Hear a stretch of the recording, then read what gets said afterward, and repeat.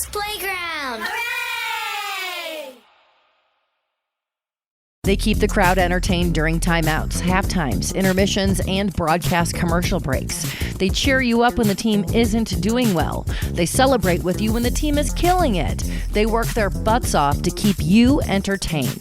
They are the dancers and cheerleaders of professional sports teams. I'm Lexi, and this is Delightfully Different. Today, I talk to a WNBA dancer, and she tells us what it's like to be an important member of a sports organization and how she got there. Hi, my name is Kat, and I am a WNBA dancer. Now, you're not just a dancer for the WNBA, you're all kinds of dancer. Yes, I'm trained in quite a few different styles. That's what I'm doing primarily at the moment, but yes, I do a little bit of everything. And you own a dance studio? You're like a teacher? I do teach and choreograph. I teach kind of on the side, just kind of renting a space, doing ballroom lessons and wedding dance lessons and things like that. So okay, awesome. Well, first tell us who you're a WNBA dancer for. So I dance for the Connecticut Sun. The Connecticut Sun. And are we not supposed to say cheerleader anymore? Is it dancer now all around? So it kind of depends on the organization. So for the most part, the NFL has cheerleaders. Some teams have dancers, like I actually have a friend that just made the command force for the Washington Commanders. So they're more dancers. But then for the NBA and WNBA, it's usually more dancers. So it kind of depends. I had no idea. It's not offensive, though, to call you a cheerleader. No, not at all. Because you are kind of getting the crowd riled up, yes? Oh, yes. And we have palms and all of that. So definitely not. Oh, okay. So it does sound like a lot like cheerleading then. So I might say that by accident on occasion. You, as a dance teacher, I saw that you teach some fun classes like burlesque dancing and K-pop dancing. Yes, I've done quite a few things over the years. There was kind of this, surge of K-pop popularity when I was back in Salt Lake, especially, and there was a big demand for that. So held a class, which was really, really fun. We learned a whole routine from a music video with a great group of people, and that was really fun. And yeah, I just try to keep it fun and interesting and offer some different styles, especially for adults. There aren't as many opportunities for adults to dance, so I try to just keep some variety. What's the kind of dance that people like to do the most? What is the thing that they most want to learn? Ooh, that's tough. I do think the heel burlesque classes often are pretty popular just because they're a really great way to kind of help you crack out of your shell a little bit in kind of a safe space. I try to make it a safe space for, either dancers or non-dancers. So those tend to be popular. I'm sure that they do. I know a lot of people who like to do that. Now dancing for the Suns, is this a full-time job for you? It is not. It is a part-time gig. So what do you do during the day? Just dance lessons, or do you have like a boring day job? I have a big kid job. What are your other pants? What do you wear during the day? Some of my friends and I call it a muggle job as performers. So I work as an accountant. I do some bookkeeping for a healthcare staffing company. So I'm a math nerd by day. So you're good at math and you're an awesome dancer and you're beautiful. You've got all of the things. I'm a little jealous. Let's talk about dancing for them. Like, do the other dancers also have day jobs too? Is this no one does this full time? No, and you'll see that same with NBA and NFL, they're always a part-time job. Gig. That's interesting. When did you get the Connecticut Sun's gig to dance for them? It's only been a few months now. Right. So this is my first year dancing for them. I believe auditions were back in April. And then we pretty much just kind of hit the ground running because the season started end of May. So it's been a busy few months. But what were auditions like? Like, what was the process of auditioning to be a dancer for the Connecticut Suns? So for this team, and this has kind of been the norm for both NFL, NBA, is usually it's a video submission first.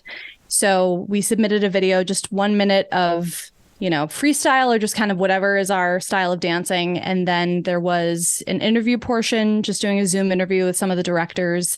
And then there was the final audition where we learned some choreography, did kind of a solo session and learned, they just wanted to see us dance and just kind of get to know us as people. And then they picked the team.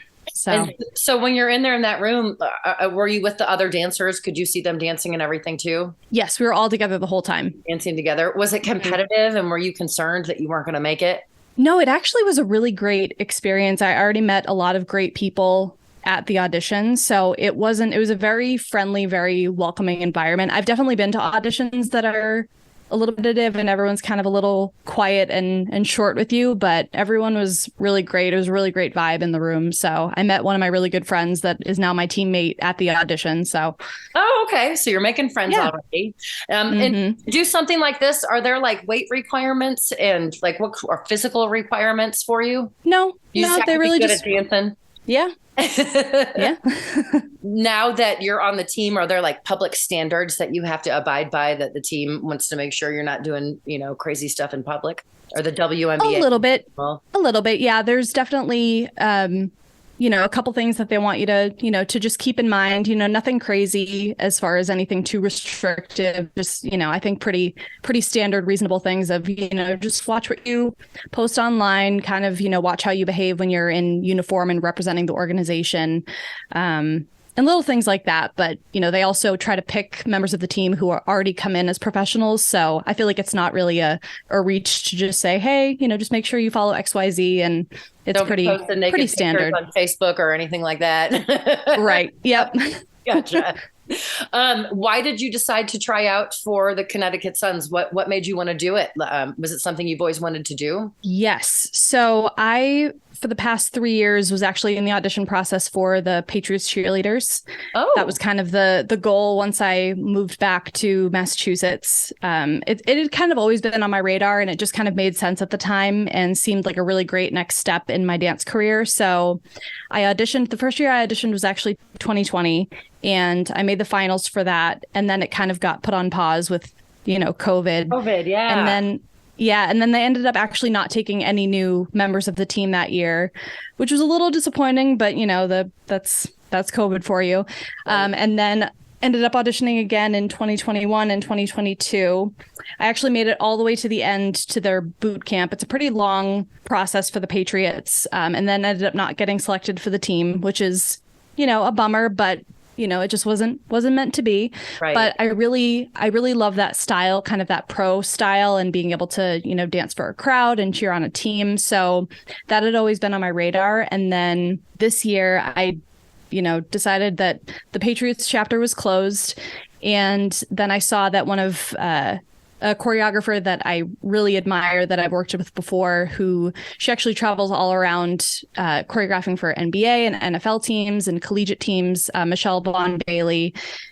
She was appointed the director of the Connecticut Sun dance team. They were kind of revamping it with this program called Pro Action Dance, who's really involved with a lot of pro dance teams. So they wanted to just kind of, take the existing team to the next level, bring on Michelle, bring in Pro Action. And when I saw that on Instagram, I was like, well, this just makes sense because, I have this incredible choreographer, incredible, organization, and it just seemed like a good fit, and it was. So, and you made it, and they liked you. Yeah.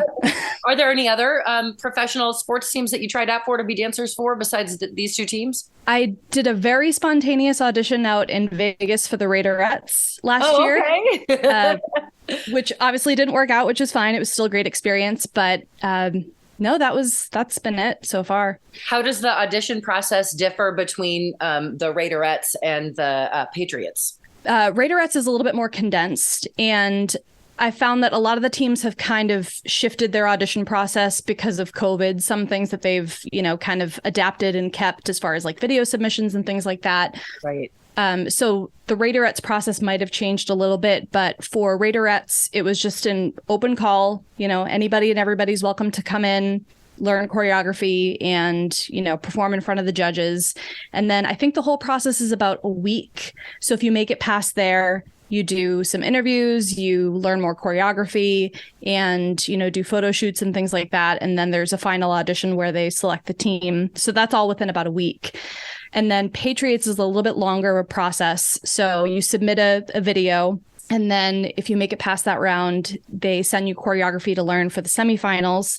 You have a certain amount of time to learn that, record yourself doing it, send that back. And then if you make it to finals is then in person at the stadium, where they send you another routine to learn. So you're doing two routines and then a solo.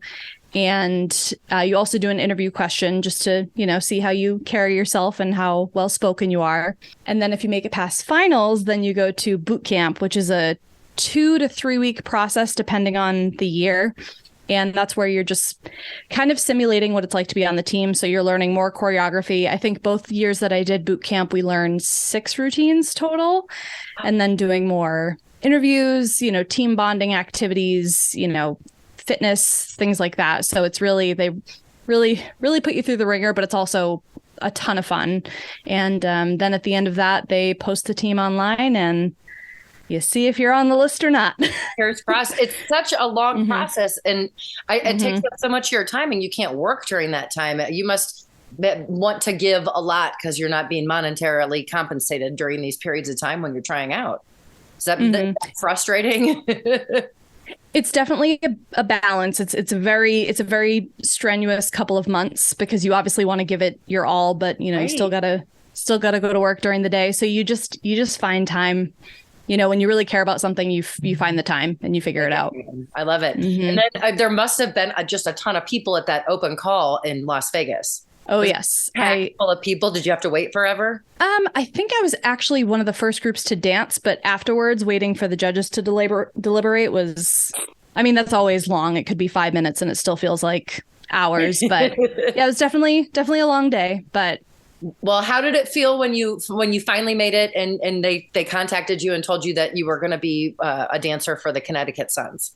Oh, I was so excited. I had a really good vibe about the team from the beginning. And so just getting that email saying, congratulations, you made it, it was awesome. And they told you via email, you had to wait for an email? Mm-hmm. Oh, what was the waiting period between when you finished auditioning and how long did you have to wait before you found out? It wasn't too long. I think it was about 2 days. Oh, that's not too bad. Well, they decided quickly on you. Have you got to see yourself on TV yet? No. I don't. I didn't to see yourself on TV. I don't know how much they show us. I don't think I've seen a game that I've been on yet. Because obviously, the focus is on the game. I think the dancers are more for, in the in-arena experience. Right. I think you might see little flashes of us here and there, which is to be expected because there's so many logistics that go on during the game, both in the arena and then what you see at home on TV as far as timeouts and commercial breaks and things like that. So yeah, you might see a little flash and wave of a pom-pom, but yeah, there's not a ton of screen time. I know they show you on the big screen while you're in the stadium there or in the arena. Yes. And you get to see that. That's got to feel pretty good. Yeah, And when the team is winning, what's the vibe like in there? Oh, it's so exciting. I'm surprised how I knew it was going to be exciting, but I didn't realize how into it I would be and how amped up I would get when the team does well, or even if we're not doing well and we're really just trying to make that comeback and get the score back. We're just the vibe is just incredible and the energy is just so amazing. It's really fun. And you're dancing for a winning team. They're doing well this year, yes?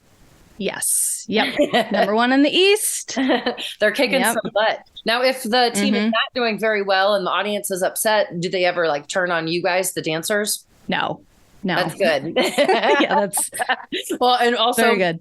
They've been doing pretty well, so maybe you just don't know the answer to that yet.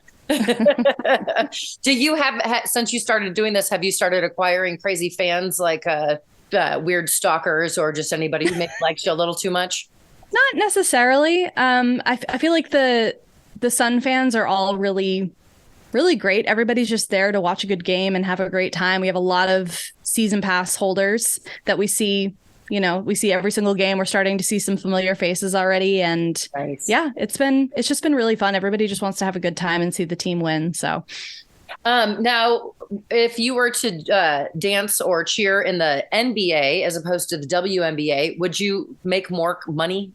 Are they compensated more in the NBA than the WNBA, like the players? I believe so. I mean, every team's a little bit different, and it's the same. It's the same with the NFL. It just depends on the contracts that you have, and with the NBA, the organization has been around longer. They have a bigger budget. If we're just being honest, but I mean, if you ask anybody whether they're dancing for the NFL, NBA, WNBA, we love doing it. The paycheck is just a bonus. So I'm just there to dance. I'm Lexi, and this is Delightfully Different. Today I'm talking to Kat, a WNBA dancer. What sort of like diet and exercise regime do you have to keep up in order to do this? I mean, you're dancing all the time besides this, so I'm sure dancing is part of it. But are there like specific workouts and stuff that you have to do, and do you like do it together with the rest of the dancers? Not necessarily. I mean, I feel like for me, I'm kind of always dancing, so there's not really anything that I change too much when I'm auditioning versus not, or game day I might just make sure that I'm just paying a little bit more attention to making sure that I do drink enough water, that I am maybe getting a few extra carbs, or like pack an extra snack, and just kind of staying mindful of those things. But I feel like nothing really in particular. And then as far as workouts, I mean, I'm kind of a gym rat anyway. I tend to do a little bit more. I tend to be practicing choreography more, so I'm, naturally doing more cardio. But I feel like for the most part, it's pretty much the same. You're working out all the time. Yeah, I feel like if anything, busy weeks and game days and things like that, it's just being more mindful of making sure that you are properly fueling your body as opposed to depriving, because that's how you pass out in the middle of a game, and we don't want that. No, absolutely not. Has anything like that ever happened before? Has anybody gotten injured while they were dancing or performing while the team was playing? We've had a few little, tweak an ankle and things like that. Luckily, nothing too serious, but I mean, it kind of comes with any sport. So a few things, but luckily nothing that's taken anybody out for a prolonged period of time. So you guys there's a lot of jumping up and tossing around and stuff that happens when you guys are doing this, right? It could be dangerous. I mean, we're not really doing any stunts or anything like that. It's really mostly just doing choreography and things like that, and then just kind of going out, pumping up the crowd and all of that. But I mean, sometimes especially during routines, that adrenaline can definitely get the best of you sometimes. So there's always that risk. But it's mostly just kind of the adrenaline and the energy output, because we're doing our routines. We'll do like our hot timeouts and things like that, and player intros. But then, especially towards the fourth quarter, that's when it gets really pretty crazy, where there's lots of timeouts happening, where heading out, going back and forth all the time. Sometimes we'll have signs, sometimes we'll have palms, sometimes we'll be, doing things with the DJ where you're just kind of exerting a lot of energy. So dancing aside, it's really just, you're just kind of giving it your all, just giving a major output of energy. So now you said you became good friends with one of the other dancers. Do you guys all, like, when the game's over, do you guys all go out together and stuff? Are there after parties?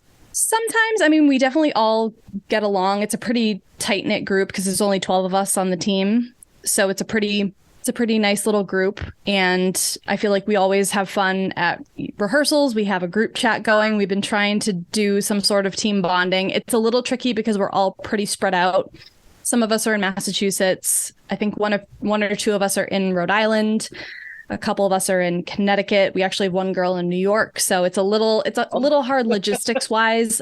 I know for me, especially after evening games, I usually hang out for a minute and then I'm on my way home because it's about a 2-hour commute for me. So, oh, wow. You drive far to do this. Yeah. So it's usually on a work night. It's usually either a Sunday or a Tuesday or Thursday night. So I have work the next day. So I'm trying not to get home at 2-3 o'clock in the morning. It's gotta be tough. Do you get to mingle with the players? Yes and no. I mean, we're in kind of the same tunnel for the locker room, so we'll pass by them, but they're also they're very nice, but they're very focused on what they're doing. So we don't really try to chat them up or anything because, they're working, they have a job to do. So we're just, we're just kind of letting them stay in the zone. So one of the players, a WNBA player, once said that the WNBA should have male dancers. How do you feel about that? And are there actually male cheerleaders and dancers out there on any of these teams? Oh, absolutely. Not so much in the WNBA. There's only a few. I'm trying to remember which teams, but there are only a select few WNBA teams that have dancers. But as far as NFL and NBA, there's almost all of the teams now have male dancers and male cheerleaders. So it's pretty standard now. So interesting. All right. I didn't realize that there were that many male dancers out there doing this. I kind of love it. You said you were also a choreographer, a choreographer is how you say it, I guess. Yes. Do you eventually want to choreograph your own dances for a sports team or maybe the Connecticut Suns? Do you want to move up and be like the leader of the dancers at some point? Is that your goal? I haven't really thought about that yet. I'm kind of one of those people both with dance and choreography where I kind of want to do a little bit of everything. So, I mean, I definitely do love that style, and, you know, the game day experience is really fun. Yeah, I don't know. I think it would be something fun to eventually choreograph for. I don't know if I don't ever want to say never, but I don't know. I haven't thought that far. I think as far as choreography, yes. If that ends up happening, as far as, you know, maybe directing a team, I don't know. Maybe not. Well, now that I put the idea in your head, it's going to happen. I know. I think I'm very much like, let's get through the season first. Right. So the person who's choreographing everything now, you said her name earlier and I cannot remember what it is. What was Michelle. Michelle. Now, did she come up with everything that you guys are doing, or do you guys have any input into some of the stuff that you do to get the fans riled up? So she's choreographed a lot of the routines that we use. The company Pro Action Dance that's actually producing the team is really awesome. They have tons of choreographers that collaborate with them, and they have basically a whole library of routines to choose from. So we had, you know, this massive library of, you know, awesome routines to pick for the season. And we kind of, you know, our director had the choice of, you know, whichever routine she wanted to pull. So naturally she pulled, you know, a few of her own. And then we have a few from a couple other choreographers. I'm trying to think how many, but it's a good handful. So it is nice to have that variety. I mean, I love her choreography and her teaching style, which is one of the things that obviously drew me to the team, but it is also nice to get a little bit from, and it's pretty common in a lot of teams to, you know, bring in a guest choreographer here and there just to kind of change it up a little bit. So yeah, I feel like we have a good variety of choreography styles where we have some routines that are a little bit more hip hop, some that have, you know, a little bit of kind of a Latin spice to them. We have some that are more like pom kind of traditional cheerleader routines, and kind of a little bit of everything in between. So it's kind of nice to have that variety. And do you do the same dances for every game, or are they different every game? I mean, and how many do you do per game? So we have a rotation. We usually do 2 routines per game. And yeah, we have a decent amount. After this month, we'll have, I think, 14 routines kind of in the chamber. So we kind of just rotate depending on, you know, we have theme nights for different games. So sometimes we'll try to go along with the theme night, or, you know, just trying to change it up because we do have a lot of repeat fans that come. So obviously we don't want to have them watching the same routine. That's what I was going to say, if they're going over and over and over. In a row, right? Yeah. I mean, it's bound to happen a few times, but we try to keep a good variety, just as far as different styles and things like that, and just kind of changing it up, you know, matching the theme, stuff like that. So is it difficult to memorize 14 different routines? It just comes yes naturally, and no. doesn't it? It's one of those things where I always say that it's like a muscle where, you know, the first couple routines that we learned might have taken me a little bit longer. And then once you're kind of in the groove of that, it goes much faster. It's kind of like anything else where, you know, I'm trying to think of something else to compare it to, but if you're consistently working on the same thing, you know, week after week, day after day, right, it's just going to kind of get a little bit easier. So I don't think I could do it. It amazes me that you can memorize all that. And then you also sing. I do. Yes. I grew up doing musical theater, so I'm also a singer. And so which do you like better, singing or dancing? Dancing. I mean, I definitely still love singing, especially doing both at the same time. But I think dance is always gonna take the number one spot. And so I also, when I was internet stalking you, I found you on IMDb. What is the That was a short film that I did 2012, I think. Okay. It was just this fun little horror movie that I found an audition for, and just it was a very, very small part. And you acted in it. No dancing, Yes. no singing, acting. Nope, getting chased by a basement monster. And did you get murdered in it? Yes. Okay. did. Well, I'm going to have to watch it. Not because you got murdered, but because I do love horror. I'll find it. Where did you Okay. film that? It was in Massachusetts. So Okay. I'm trying to remember where we filmed it. It was late at night. So, and God, 11 years ago now, but yeah, it was somewhere in South Shore, Massachusetts. How fun. I would love to do that. And you do other stuff too. You're also a comedian and you have a podcast. I've dipped my toe in comedy a little bit. I've been meaning to get back into it, in all my free time. I eventually will. And then as far as podcasting, I did have a show while I was living back in Salt Lake called the SLC Sit Down.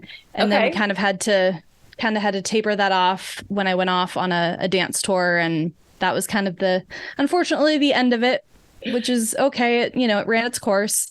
Right. And then I've done a little bit of podcasting with my husband here and there.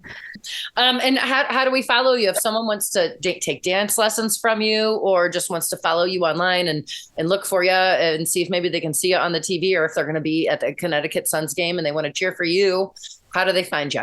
As far as social media, you can find me pretty much everywhere at Kat Umano Whitaker. And my teaching business is Bay State Ballroom, which is where I do, my ballroom lessons, teach wedding couples, things like that. So if you're in Massachusetts and you're getting married, I can do your wedding dance.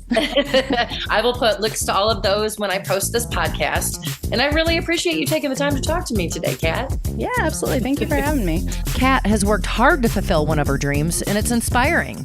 She tried out for 2 other teams and didn't make it, but that didn't stop her. If you've been knocked off your horse, be like Kat. Get back on and keep trying. Also, congratulations to the Connecticut Sun. They've got 15 wins and 6 losses, and they're killing it in the Eastern Conference of the WNBA. Thanks for joining me this week on Delightfully Different. If you or someone you know lives life differently, email me, lexiontheradio@gmail.com. That's LEXI on the radio@gmail.com. Or go to delightfullydifferentpodcast.com and have a delightful week.